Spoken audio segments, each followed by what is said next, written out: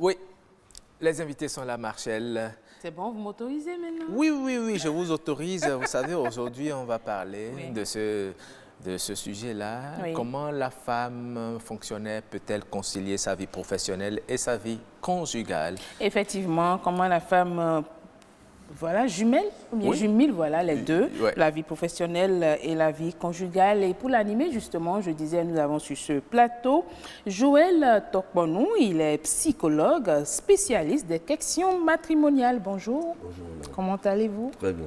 Et avec vous, sur ce plateau, Annick Nonou, sage-femme juriste. Bonjour et merci aussi d'être là. Merci. Et avec nous toujours, ou au téléphone, je vais dire, nous avons Raymond Zomatou. Voilà, Oui. Zomatou. Raymond Zomanton, nous allons le joindre tout à l'heure au téléphone. Oui. Il est inspecteur Du du travail. travail et directeur des normes du travail. Il va intervenir par téléphone dans cette émission. Alors, chers invités, à nouveau bonjour. Bonjour, monsieur le journaliste. Et je commence par Madame Nonou. Dites-nous, vous êtes femme sage-femme et juriste également. Est-il facile d'être femme fonctionnaire et également femme modèle dans son ménage? Effectivement. Effectivement, comme vous le dites, c'est pas facile.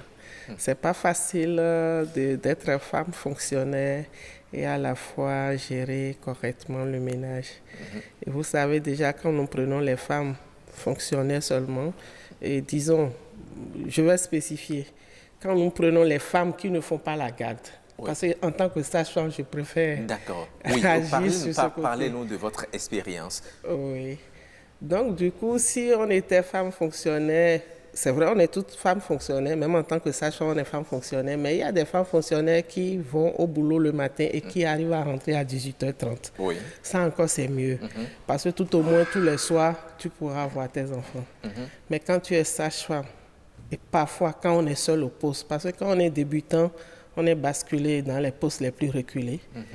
Et si moi, je dois parler de mon expérience, dans les années 2000 à 2004, j'ai vraiment souffert parce que je vais au boulot sans savoir quand est-ce qu'il faut revenir à la maison. Wow. Et il m'est arrivé d'aller une fois au boulot, de faire un mois avant de revenir Dis donc. parce que j'étais dans une maternité militaire, j'étais seule et c'était dit que tant qu'il y a de patientes, vous ne pouvez pas rentrer. Oui, bien sûr. Et Vous étiez déjà Et mariée? j'étais mariée et j'étais même enceinte. Oh là là. Je gérais ma grossesse et le boulot. Et je me rappelle encore une histoire, sinon un événement qui m'a marqué à la fois négativement et positivement. Pourquoi? Je faisais une menace d'accouchement prématuré.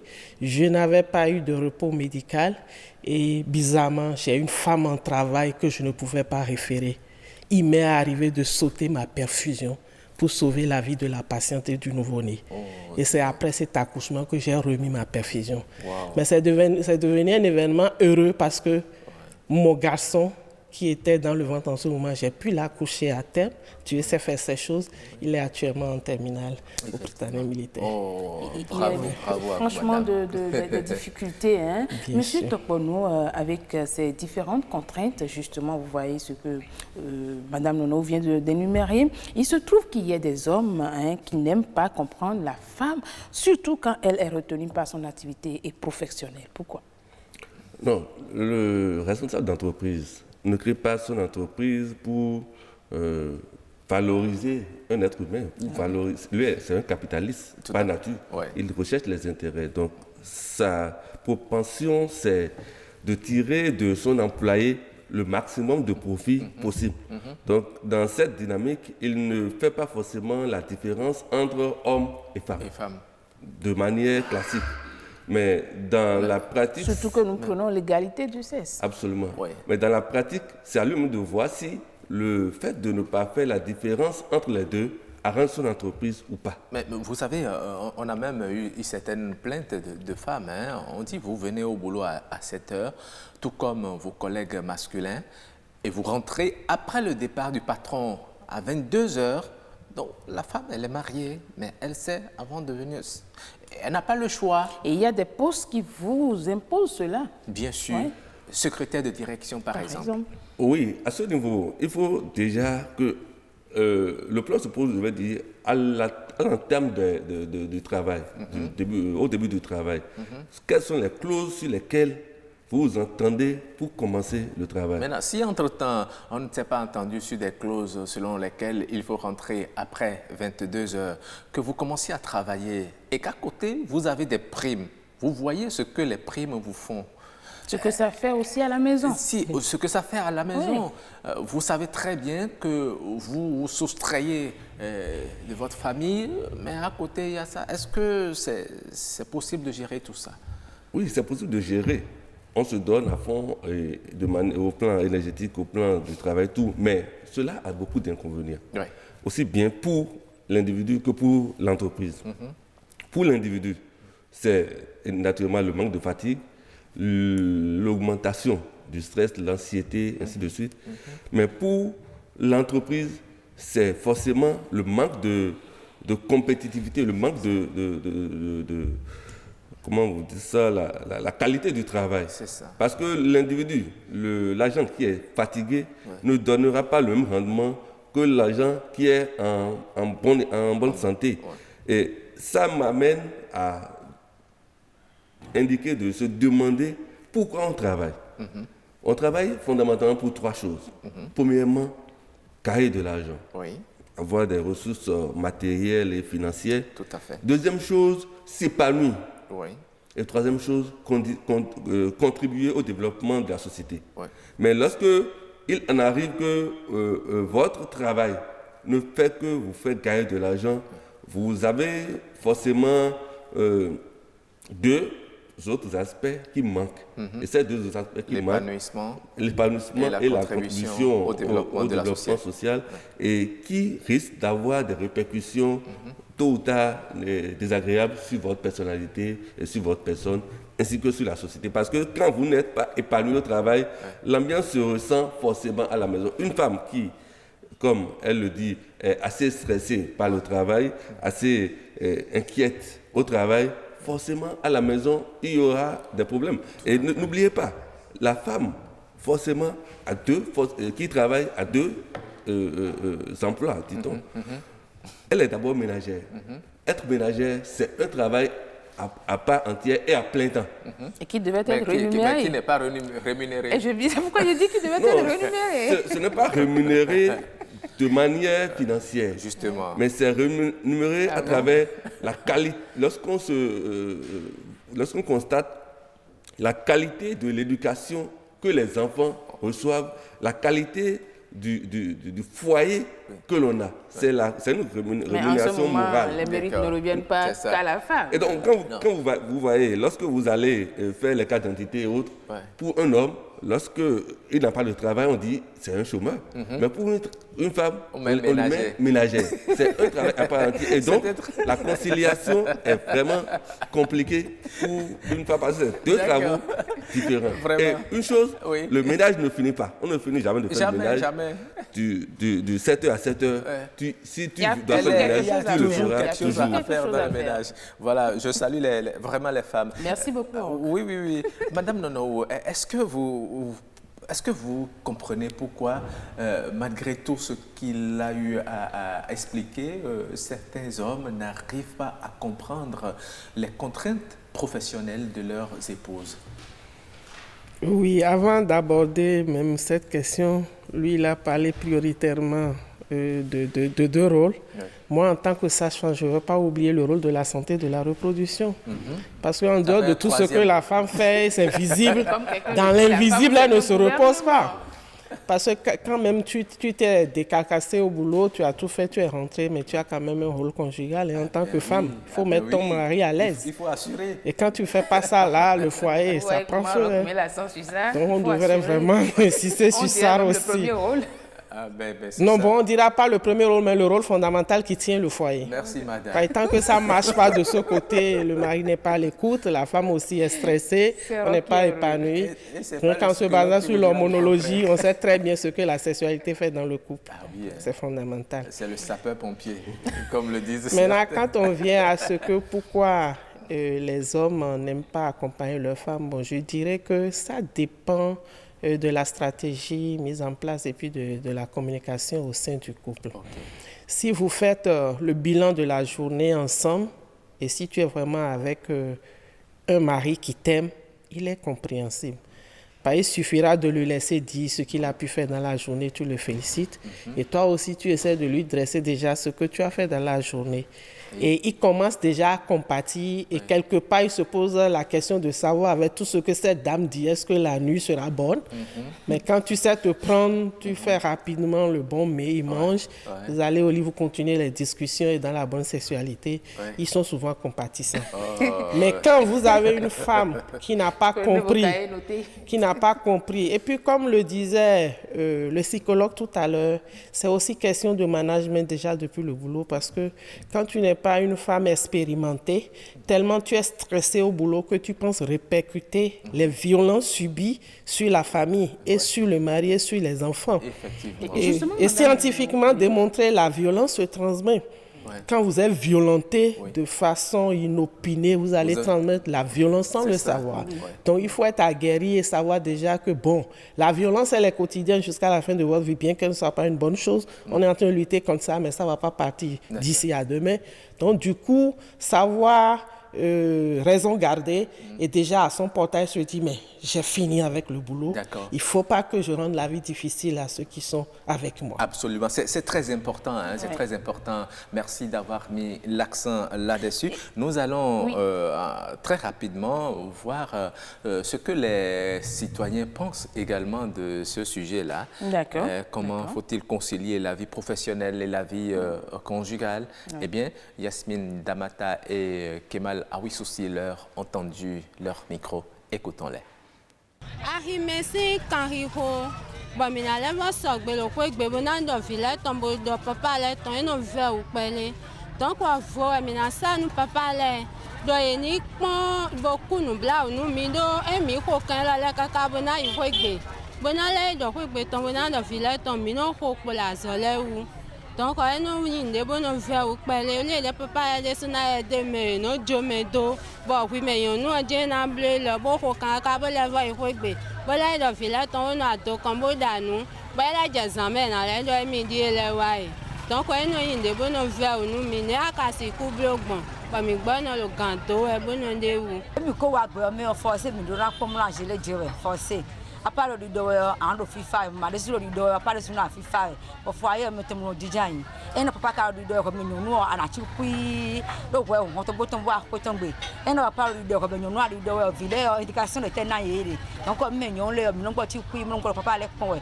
do vile wutu mo ro po mi wa hi mi o client le na lo ya do nu mi e we ra tem no se aposusu client le ton le mo se ko gbe but papa no negbon wa no dam tango je ala ko client le simi ko mesindo tutori apart me nyon le mi go si we gbe o gan le me do ayin nyon da su ko gbodo vi o gan le me aton gan le me na ko gbe o gan me na asiwa ko gbe gan aton me mo do mi fonctionner ato atemi asi a gbe gan aton me mo e a gbe gan aton me e a na gbe gan aton me ma gbe gan aton me wa gbe gan aton me o apa na ko ton mo na ko me sin ada da we che gbe don wa hi o me don sa ndia o se mo gan me yi ma sin ko me o ba savoni e a savoni o e na wa yi e le blotan ba le gbo honu mo ene o e adan ru to adan ru ni o anje bia fi sa ropo mo na so tizoni na be na joko mesisi ndo de mi no blog mo la yo me o ne e ko yin nyonu e no gra ko yo ara obligé bo mu de ateside o nu de atidai ni ana blo e bo wa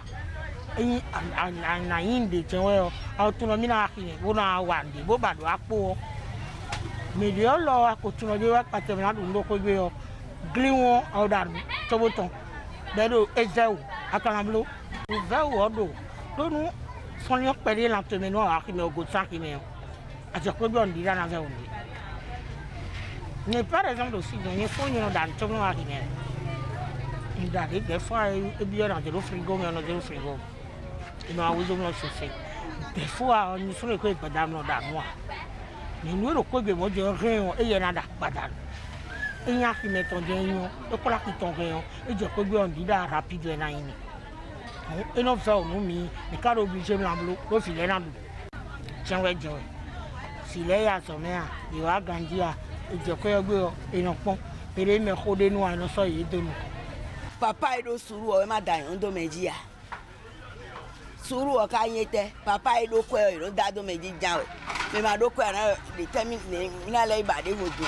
Mina gbodo suru yipo nu emi ton do po opo e. Ne ko re ka se chakiro ko chakiwe jo. E adu nu asan ton do ari me mi de. Mi de no se ko eno mo ko viona. Una ze mi to da do no mi le su sile mo chi andeji. Mo danu. Fi suru ono le agona de ono bonu awale ele sule da lo godio. Ina blo ka we usu atu ina kan fi o. Mo na do kun wo na da to kan. Amo no me ko do ko pe de ara ro fi kun wo da to kan di da be kra le jowe do. Po edu to ko me. Fini me o de fo jiwe na jewe ni. Non, tout à fait, les deux vont de pair. Et avec son mari naturellement va l'appuyer, sinon elle ne peut pas aller. Mais à voir ce qui se passe aujourd'hui, la femme et le mari doivent se comprendre dans le foyer pour pouvoir faire évoluer les enfants.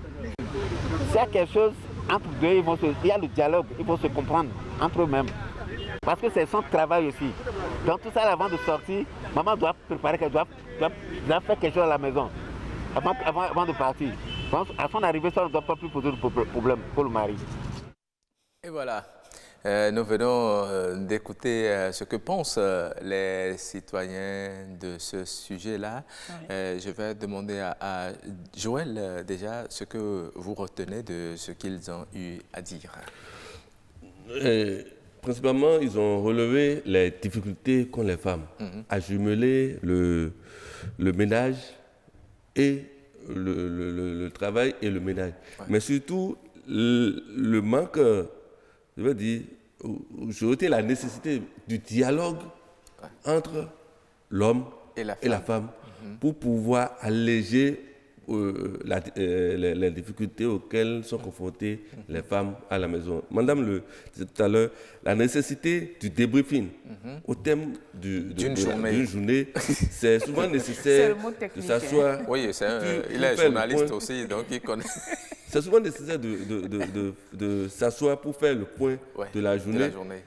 Au-delà de permettre au papa ou à la maman de voir les failles ou la possibilité ou non qu'il y ait une sexualité épanouissante la nuit, mais il y a le fait pour la personne non seulement de refaire sa journée, de voir ce qu'il a fait de bien et de mal et ce qu'il a fait de bien, mais surtout de se libérer de toute frustration de la journée. À un moment donné, vous verrez que le papa ou la maman, en parlant à son interlocuteur, commence par lui parler comme s'il était à la place de celui qui a créé la frustration. Exactement comme ce que disait madame. Cela lui permet donc de se dégager et donc de se libérer psychologiquement afin de mieux se porter. Donc le dialogue, le débriefing et autres sont très importants. Et elle l'a dit tout à l'heure, ça a été relevé, l'impact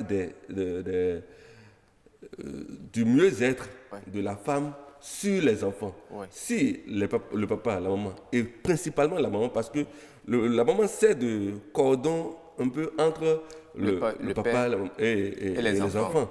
Et vous parlez tout à l'heure de rémunération de la femme ménagère. C'est impossible, puisque son rôle est si immense qu'il n'a pas de prix. On ne saurait jamais la payer. Parce qu'au-delà, on a parlé de la santé de la reproduction. Elle est la diplomate de la maison, la médiatrice. Parce que quand il y a la ministre de la Santé de la maison. Elle joue énormément de rôles non payés. Et donc, c'est tout cela que je mettais dans ménage, en fait, et qui s'ajoute maintenant à ce qu'elle doit faire au boulot qui est rémunéré de manière... Donc, il faudrait nécessairement voir comment concilier, et nous en venons au débat, les deux, pour un mieux-être de la femme, du boulot et de la famille. Madame Nounou, je viens à vous. Vous avez écouté un peu l'avis des internautes, vous allez réagir certainement, et nous dire comment est-ce que vous avez pu gérer cette situation, quelle organisation vous avez mise en place pour quand même concilier et la vie professionnelle et la vie conjugale. Ok, merci Madame la journaliste. Je commencerai d'abord par les commentaires suivis tout à l'heure. Moi, ce qui m'a accroché, c'est la dame qui disait Papa elle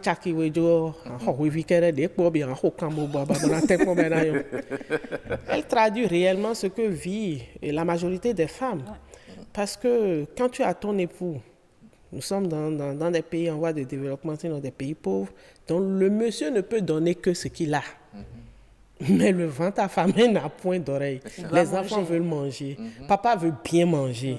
Et nous, femmes, nous savons très bien que quand papa ne mange pas bien et qu'ailleurs, il y en a de plus bons, de jour en jour, il sera en mission ou en voyage. S'il est fonctionnaire, tu es en insécurité. Donc, du coup, la femme s'y met. En dehors de toute son énergie, de la dépense d'énergie qu'elle fait par rapport aux travaux ménagers, mais c'est qu'elle réfléchit beaucoup pour savoir comment arrondir la poche, comment se débrouiller pour qu'on mange jusqu'à la fin du mois, et ainsi de suite. Donc la femme s'investit beaucoup pour, disons, la santé. Quand on ne mange pas bien, on n'est pas en bonne santé. C'est ça. Et en dehors de tout ça, comme le disait tout à l'heure monsieur le psychologue, elle est la diplomate de la maison. Dès que vous regardez dans un foyer, la dame minouée commence à faire du bruit. Souvent, papa est déjà au dehors. Et quand la femme ne connaît pas la législation de son pays, tantôt c'est bon, tantôt c'est beau, donc on commence à frapper les enfants, on commence à répercuter les violences, et tout ça, ça désagrège parce que les enfants aussi ont envie de disparaître un peu. Du coup, quand c'est pas un foyer d'intellectuels, et c'est une famille à beaucoup d'enfants, on n'arrive même pas à faire le suivi des enfants. Et moi, en tant que sage-femme juriste, si je viens ici et que je ne fais pas un clin d'œil par rapport au risque de viol et beaucoup de choses que les enfants peuvent subir dans la rue, ce ne serait pas bien. Donc la maman, en dehors de tout ce qu'elle fait, s'occupe de l'éducation de l'enfant et de la surveillance de tout le monde. Elle ne veut pas que quelque chose arrive à son mari, elle ne veut pas que quelque chose arrive aux enfants, elle est aux aguets. Mais ce qu'on ne comprend pas, tant qu'elle fait ça, et qu'on n'a pas un mari empathique, qui de temps en temps pourrait l'aider, parce que la femme a le droit de se fatiguer. Et même si elle ne le veut pas, elle sera fatiguée, elle sera malade. Donc, pour que la femme ne tombe pas souvent malade, il faut que dans l'invisible, parce que nous ne pouvons pas oublier nos coutumes, quand le mari s'affiche devant tout le monde, aidant sa femme dans les travaux domestiques, tout à l'heure on dira botemi, patati, patata. Donc qu'il sache quand même quelle stratégie mettre en place pour que derrière le rideau, le monsieur aussi participe un peu pour alléger la tâche à madame. Je pense qu'il est le moment de faire la liaison avec... Absolument. Nous allons établir la liaison téléphonique avec monsieur Raymond Zoumaton. Il est inspecteur du travail et directeur des normes du travail. Bonjour, mon inspecteur. Bonjour. Vous êtes en direct dans cette émission. Nous parlons de comment faut-il concilier, la femme doit-elle concilier sa vie professionnelle et sa vie de ménage. Dites-nous déjà, l'homme et la femme sont-ils égaux devant le Code du travail? Merci beaucoup, monsieur le journaliste, de cette opportunité que vous donnez, que vous m'offrez pour parler de sujets concernant le milieu du travail. Alors, est-ce que l'homme et la femme sont égaux devant la loi en matière de travail? Je crois que cela va de soi, c'est évident. Aussi bien les conventions internationales que les lois internes prônent ou établissent le principe de l'égalité entre l'homme et la femme, en matière de travail. Vu ce plan, ils sont égaux devant la loi. Ils sont tout à fait égaux. Le Bénin a ratifié la convention 111 de l'OIT sur la discrimination en matière d'emploi et de profession. Cette convention établit le principe qu'il ne devrait pas avoir de différence de traitement entre la femme et l'homme. D'accord. C'est-à-dire en prenant en compte le critère de sexe. D'accord. Ce principe est repris dans notre Code du travail. Oui. À l'article 5 du Code du travail, qui établit également que le critère du sexe ne doit pas conditionner le traitement au sein de l'entreprise. À vous suivre, ça veut dire que si on impose à des hommes de travailler dans certaines conditions difficiles, on doit pouvoir soumettre la femme à ce même rythme. Non, c'est pas tout à fait ça. C'est pas tout à fait ça parce que suivant certains secteurs d'activité ou suivant, disons, des activités, disons, spécifiques, le traitement ne peut pas être le même. Cela ne veut nullement dire que le principe de l'égalité est remis en cause. Mais la situation de la femme au travail, compte tenu de sa spécificité, permet que l'on puisse faire des aménagements dans la loi ou par le moyen de règlement pour que certains types de travaux, par exemple, la femme ne soit pas obligée de faire certains types de travaux qui, en réalité, comportent plus de dangers pour elle que pour l'homme. Et est-ce que notre Code du travail prévoit cette disposition ou bien c'est au sein de l'entreprise qu'on établit ces dispositions pour soulager la femme? Bien sûr, le Code du travail, en son article 169, prévoit qu'il y a certaines catégories de travaux qui sont interdits. Lesquels, par exemple? Bien, en réalité, c'est les travaux qui sont des travaux d'une certaine exigence physique. D'accord. N'est-ce pas? Et des travaux dans lesquels aussi l'utilisation de certains produits chimiques qui pourraient entraîner, n'est-ce pas, des conséquences. Vous savez que la femme est appelée à donner la vie et à porter la grossesse. Tout à fait, tout comme l'homme aussi. Pardon? Oui, mais l'homme ne porte pas la grossesse. Oui. Et donc, pour maintenir la santé de la femme et lui permettre donc de jouer convenablement ce rôle, il y a certains types de travaux dans lesquels elle ne pourrait pas qu'elle ne pourrait pas exercer au même titre que l'homme. D'accord. Mais dites-moi, vous savez, chaque métier, comme vous le dites, a ses avantages et ses contraintes également. Un patron peut-il exiger à sa secrétaire mariée, par exemple, et ayant des enfants encore à bas âge et à sa charge à venir au boulot à 7 heures et à rentrer après 22 heures, après le départ du patron, par exemple? Voilà. Bon, avant d'y arriver, je vous donne, vous me permettez de revenir rapidement D'accord, oui. Sur la question précédente. Oui. Je vous donne par exemple lecture d'une disposition d'un arrêté ministériel numéro 132 qui fixe, n'est-ce pas, la nature et les travaux, les catégories de travaux qui sont interdits aux femmes enceintes. Oui. N'est-ce pas, et aux jeunes gens. Et je vous ai parlé du critère de la grossesse par exemple. Bien sûr, bien sûr. Alors, en ce qui concerne les charges, le transport de charges, oui. Voyez, par exemple, que c'est une activité, le transport de charges qui nécessite d'efforts physiques, la femme ne peut pas être traitée au même moment de la même manière que l'homme.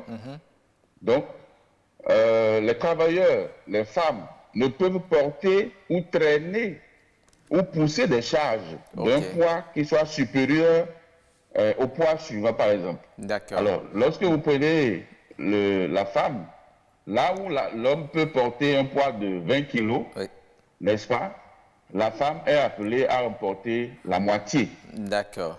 Vous voyez? D'accord. Donc, en prenant ce critère-là, simplement, et pour certains métiers dans lesquels on utilise des produits, disons, dangereux, eh bien, également, ces métiers-là sont interdits à la femme. Je vous lis une disposition qui dit qu'il est interdit d'occuper les femmes, n'est-ce pas, aux travaux tels que la préparation, le conditionnement des esters, etc., etc. D'accord. L'emploi du mercure, par exemple, ou de ses composés. Voyez-vous? Très bien. Donc, c'est pour vous donner une idée de la situation. Absolument. Merci beaucoup. On comprend qu'une femme ne peut pas être docker, par exemple. Voilà. Vous voyez, dans le port, au port, par exemple, vous vous envoyez rarement. Je crois que c'est le bon exemple. D'accord. Alors, pour en revenir à la question par rapport à la durée de travail. Oui. Une femme qui doit être au boulot à 7 heures pour ne rentrer qu'après 22 heures, sachant très bien qu'elle est femme mariée, qu'elle a des enfants à charge. Oui. Est-ce que c'est une infraction du Code du travail ou bien ça peut arriver? Bon, disons que vous avez pris l'exemple d'une secrétaire. Oui. Mais avant d'arriver au cas de la secrétaire, oui. Disons que dans chaque secteur d'activité, il y a ce que nous appelons les horaires de travail, hein, et qui sont établis suivant donc, la nature de l'activité. Okay. Donc on détermine par les horaires en fonction de l'activité, du secteur dans lequel on est, des spécificités de ce secteur-là. Ouais. Vous savez, dans l'administration en général, c'est 40 heures par semaine. Par semaine, 8 heures par jour. Qui est la durée réglementaire, la durée légale. Ouais. Voyez-vous? Et dans certains secteurs, par exemple, comme les secteurs de l'hôtellerie, par exemple, la durée moyenne, c'est 48 heures. Ah, d'accord. Dans le secteur du commerce, par exemple, la durée moyenne, c'est 42 heures. Vous voyez? C'est ce que nous appelons les heures d'équivalence. Parce qu'en fonction de la nature du secteur, on ne peut pas appliquer le même quota horaire tel qu'on l'applique dans l'administration et autres. D'accord. Ça, c'est le droit commun général. OK. Donc, quand vous allez dans certains secteurs où il y a des fluctuations, des temps morts, etc., eh bien, on fait un équilibre de manière à ce qu'on puisse prendre en compte ces temps morts-là pour fixer une durée qui permet de combler, n'est-ce pas, les vides par rapport à l'employeur. Donc, que l'employeur ne puisse pas perdre, n'est-ce pas, de ce point de vue. Très Alors, bien. Revenons au cas de la secrétaire, par exemple. Donc, la durée légale, c'est le principe qui est établi. Oui. Donc, dans le métier, aussi bien l'homme et la femme sont soumis à la même durée légale. Oui. D'accord? Oui. Au-delà de cette durée, les heures qui sont accomplies ont un statut d'heures supplémentaires qui doivent être rémunérées conformément à la loi. D'accord. D'accord. Maintenant, quand vous parlez d'une femme qui doit aller au service à 7 heures et sortir à 22 heures, vous voyez que lorsqu'on prend cet exemple-là, entre 7 heures et 22 heures, ça fait en moyenne 15 heures par jour, ce qui est excessif et ça dépasse même l'amplitude journalière. L'amplitude journalière est établie autour de 12 heures maximum par jour. Voyez-vous, ce qui est largement excessif. D'accord. C'est pour vous dire que on ne peut pas, sur la base de ces principes, on ne peut pas soumettre la femme à des heures qui sont en dehors, n'est-ce pas, de la durée légale. D'accord. Je suis d'accord que quand vous prenez un métier comme le secrétariat, c'est un métier qui est spécifique. Oui. La secrétaire, qui a beaucoup de contraintes. Il y a beaucoup de contraintes. D'accord. Oui. Qui sont liées, n'est-ce pas, à l'activité du patron. Est-ce que vous voyez? Si vous avez une secrétaire, vous avez une lettre à envoyer, vous avez un courrier à envoyer, etc., des exigences, eh bien, elle devra se mettre plus ou moins à votre disposition pour que le fonctionnement puisse être assuré. OK, merci. Mais cela ne peut pas être la règle. D'accord, on a compris. Il arrive des circonstances où on peut, n'est-ce pas, admettre des suggestions, mais cela ne peut pas être la règle et s'établit donc comme une règle normale tous les jours. Il faut donc s'appliquer à respecter la durée légale. Infiniment merci à vous, Monsieur Raymond Ouzumatou. Nous avons plein d'autres questions à vous poser. Vous êtes tellement intéressant que tout le monde a envie de vous écouter, mais c'est une question de temps. Nous allons vous rappeler un autre jour pour le complément de ces informations. Merci et très bonne journée à vous. C'est moi qui vous remercie. Et on revient sur ce plateau et j'ai tout de suite une question à Madame Nono. Vous avez écouté avec nous l'avis de notre directeur. Il a parlé d'un certain nombre de difficultés, des aspects aussi qui ont trait au Code du travail. Mais est-ce que vous pensez qu'il n'y a pas là une discrimination? Est-ce que la femme peut vraiment faire tous les métiers comme l'homme? Moi, je dirais que on ne parlera pas, sinon, même s'il faut aborder le problème sur un plan de discrimination, on parlera de discrimination positive.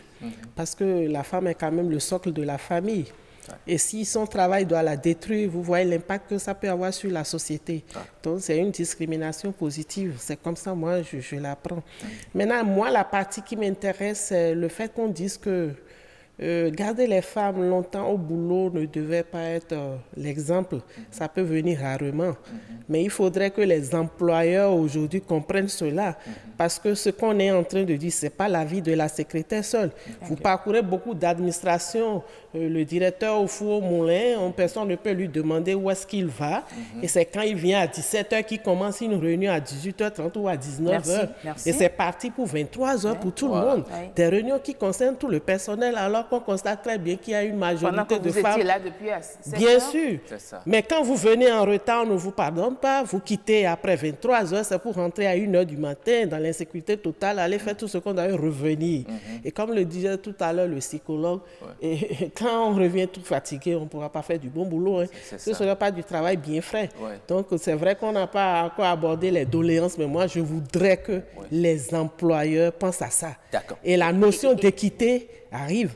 Parce que s'il doit y avoir des réunions, que ce soit des réunions sélectives, et que là, il faudrait que le directeur se libère pour pouvoir faire ces réunions aux heures du travail. Sinon, vous allez constater que c'est à 12h30 ou à midi qu'on commence une réunion, et vous restez jusqu'à 15h moins, et dès que vous n'êtes pas dans votre service à 15h, on dit que vous êtes en retard. Parlant de doléances, qu'est-ce que vous y mettez? Très rapidement, je veux vous écouter sur ce point-là. Oui, parlant de doléances, moi, je voudrais même aller plus haut.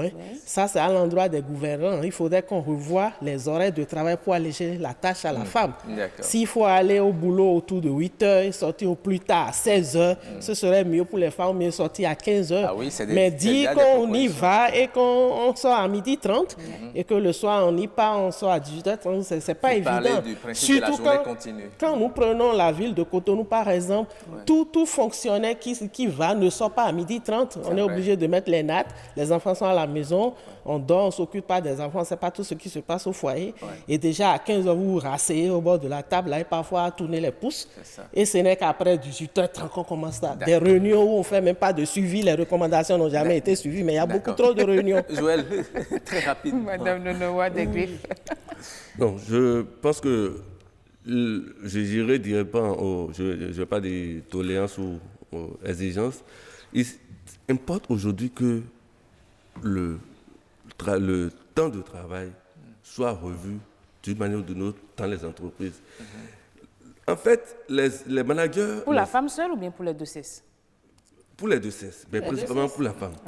Parce que, comme on l'a dit, la femme est avant tout ménagère. Et il faudrait que ce paramètre soit plus pris en compte. Mais le type de manager qu'on a, pour la plupart, c'est des managers, comme on le dit, directifs. C'est des gens qui ne veulent pas impliquer les employés dans la procédure, le processus de prise de décision. C'est des gens qui augmentent le taux d'incertitude au travail. Or, plus le taux d'incertitude au travail est élevé, moins l'employé sait de ce qu'il va faire et donc moins il est performant. Ensuite, est-ce qu'il est nécessaire d'avoir un long temps de travail avant d'avoir une rentabilité efficace? Non. Tout est affaire d'organisation. Je finirai par l'impact négatif des longs temps des parents au dehors, des longs temps de travail de la maman au dehors. Et madame a mis ça tout à l'heure au futur. Ce n'est plus au futur. Aujourd'hui, la décadence sociale, les impacts négatifs de l'absence des parents à la maison est énorme. Notre société va à la ruine. L'éducation des enfants est totalement en lambeaux. Je pense qu'on a eu quelques avis d'internautes aussi. Cette conciliation soit faite. Merci. Très bien. Nous allons rapidement partager. Je vais prendre 30 secondes parce qu'on ne saurait parler de conciliation vie professionnelle, conjugale. Vous aurez votre ça aller sur... Oui, réservez ça. Vous allez dire, vous aurez votre mot de fin. Parce qu'il y a également les internautes qui nous ont envoyé des messages. Nous allons essayer de les partager avec vous. Il y a Madame Andrea Bachumba qui dit « Merci pour ce sujet d'envergure opportune. Il n'est plus un secret pour personne que le travail libère l'homme. Il faut également dire qu'il n'y a pas de métier sexiste typique à un sexe. Ceci amène à admettre que la femme peut valablement occuper le même poste de travail que l'homme, puis sortir à des heures tardives si elle sait prendre des dispositions car c'est une question de confiance en soi, de compétences et d'organisation. Autant de paramètres à prendre en compte. Maintenant, s'il arrive que le patron exige le travail au-delà des heures prévues par le code, cela fait appel à des sacrifices, c'est vrai, mais donne droit à une augmentation de salaire puis à une promotion. Reconnaissons toutefois que cela a un impact sur la vie du ménage et c'est pourquoi le dialogue doit régner en maître dans ce couple. Assez de concessions pour la survie du foyer avec la réussite de l'éducation des enfants. Tout dépend alors de la femme. Quand la femme comprend la bonne foi du patron ou par contre un esprit mesquin ou d'insécurité et de non-sincérité commence à planer, il faut mieux chercher à s'éloigner de ce travail en vue de sauvegarder sa dignité féminine et l'honneur de son foyer, concilier les obligations familiales à celles relatives au métier de secrétaire ne sont pas choses faciles, mais le souhait est que pour des raisons de convenance personnelle et d'éthique, les tâches du métier ne doivent pas outrepasser les portées du bureau. Pour ce faire, avoir un téléphone de service pour le service tout simplement. Et il y a Fifame Ganlono qui a dit ceci concernant le succès. Je pense que travailler jusqu'à 22 heures, c'est excessif. Le Code du travail prévoit 8 heures de travail par jour pour un fonctionnaire, soit 40 heures par semaine. Et donc, je pense que les patrons qui imposent cela à leurs employés exagèrent énormément d'ailleurs. Il y a une vie en dehors du travail et l'employé ne peut pas fournir un travail efficace s'il est acculé. Homme ou femme, aucun employé ne mérite d'être autant utilisé. Le travail s'arrête au bureau et il ne faut pas solliciter les employés en dehors du cadre de travail, sauf en cas de force majeure.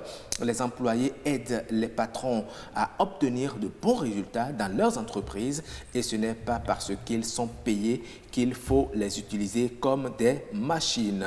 Et il y a Madame Claire Roncan Ayemona qui dit « Ce sujet résume des difficultés parfois suicidaires que rencontrent les femmes agents d'exécution ou cadres subalternes dans le déroulement de leur vie professionnelle et vie de famille. Il faut reconnaître que même si le Bénin a eu à adopter les documents de politique de promotion de la femme et de la famille, dans la pratique, à part la politique d'autonomisation des femmes non salariées par l'octroi de microcrédits ayant aussi leurs limites, aucune mesure spécifique ne favorise la promotion de la femme au travail dans le secteur public ou privé. Mieux, au nom du principe de l'égalité des sexes, on attend autant de disponibilité que de performance d'elle, que de son collègue. Parfois même, le patron exige plus de disponibilité d'elle que des hommes en multipliant les conditions de sa vulnérabilité. Eh oui. Assez de messages, hein, on ne pourra pas tout lire. Peut-être que nous allons revenir sur d'autres avant à la fin de cette émission. Oui, le temps est complètement parti. Mais pour terminer, oui. Si vous êtes une femme et que vous vous retrouvez dans cette situation, que faut-il faire? J'en viens. Je souffre de quelque chose que je n'ai pas encore dit, que je dois quand même annoncer. Allez-y, madame. Et dans l'administration béninoise, j'y reviens. Oui. Le harcèlement moral et sexuel, ça existe. Il faudrait que les employeurs comprennent que les femmes ne doivent pas être chosifiées. Et la dignité de la femme se doit respect. Oui. Pourquoi? Vous êtes fonctionnaire, vous êtes là de 8h à 17h, vous tournez les pouces, on ne vous confie aucun dossier. Mais bizarrement, à partir de 17h, on vous confie un dossier, on vous met la pression, on sait correctement que vous n'allez pas finir. Et si c'est à ce moment-là que le dossier est venu? Non, nous savons de quoi nous parlons. Peut-être que le patron... Nous savons de quoi nous parlons. C'est un prétexte pour certains patrons, entre griffes. Non, mais vous savez, il y a des un prétexte tout juste. Où le directeur vous faites des allers-retours, on trouve toujours de petits bobos. Quand un directeur dit à son employé, assieds-toi pour voir comment je mange, ça fait partie du service. Il y a des choses que nous ne pouvons pas dire sur ce plateau. Mais même en tant que femme intellectuelle, on subit. Moi, en tant que femme juriste, si je viens vous parler de tout ce que je subis, vous allez ouvrir grandement la bouche. Mais dans ce cas précis, qu'est-ce qu'il faut faire? Il faudrait que les employeurs sachent que la femme mariée est une femme qu'on doit respecter. Et qu'il faut manager. Il faut faire le management de l'organisation du travail de telle manière que dès qu'elle vient le matin, les choses à lui confier, qu'on lui confie. Parce que quand on vous confie quelque chose Et quand vous ne finissez pas, vous rentrez dans le stress. Au lieu de laisser tout ce qui concerne le boulot à la maison et au boulot, vous y travaillez à la maison et que le lendemain, vous déposez ce dossier, vous voyez qu'on n'y jette même pas coup d'œil et puis on n'en revient pas. Ça frustre la femme. D'accord. Merci beaucoup, madame. Merci. Nous allons rapidement faire en 30 secondes le tour du table parce que c'est vraiment terminé, Joël. Oui, que faut-il faire aujourd'hui vraiment pour que la femme puisse s'épanouir dans son dans son monde professionnel que dans son ménage, voilà. D'abord, il faudrait, au niveau du travail, mieux s'organiser. Comment savoir que avant la signature du contrat, c'est vrai, le manque de travail pose problème. Il faudrait nécessairement savoir qu'est-ce qu'on a à faire et dans quel créneau aurait le faire. C'est ça. C'est crucial pour la suite du travail parce que quand vous signez n'importe quel contrat, c'est normal que vous soyez exposé à n'importe quel temps horaire. Ouais. Ensuite, dans le travail, il est important que les managers, l'ensemble d'entreprise voient les particularités des femmes, considèrent davantage le rôle de ménagère de la femme en organisant son travail, quitte à ce que, contrairement à ce que quelqu'un disait, la femme puisse avoir la possibilité de faire une partie du travail à la maison, non pas que le manager interfère par téléphone dans le ménage de la femme, parce que vous ne savez pas, quand vous appelez une femme à 20h, 21h, vous ne savez pas ce qu'elle faisait en ce moment avec son mari. Et vous êtes aussi un homme. Est-ce qu'il vous serait bien à vos yeux, qu'au prétexte du travail, qu'on appelle votre femme à n'importe quelle heure? Et troisièmement, pour le ménage, je pense qu'il importe que la femme même s'organise. En ayant par exemple, je parlais de briefing le matin avec ses enfants et avec son mari, dans la mesure du possible. Et deuxièmement, au plan du travail, c'est vrai, il y a le recours au domestique avec ses limites, parce qu'il y a beaucoup de choses que les domestiques ne doivent pas faire dans le ménage. Et ensuite, le débriefing dont on a parlé tout à l'heure, que la femme elle-même sache ensuite quoi faire, à quel moment et comment à la maison. D'accord. Merci beaucoup à Joël. vous, merci. M. Tokponou. Oui, 15 secondes pour finir rapidement. 10 secondes.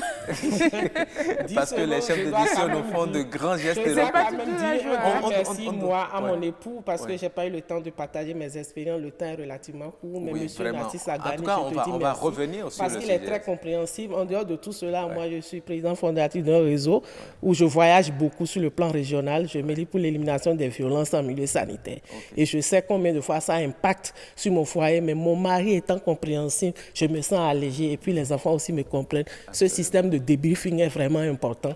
À chaque fois que je reviens, je fais le point et ensemble, ils sont contents de constater qu'ils ont une maman qui bouge beaucoup, mais qui fait beaucoup pour la société. Merci beaucoup. Et monsieur aussi de votre travail et deviendra peut-être agent de santé, juriste aussi. En tout cas, on va continuer le débat dans les coulisses. Oui, le débat va se poursuivre dans les coulisses parce qu'on n'a pas la prétention d'avoir tout abordé.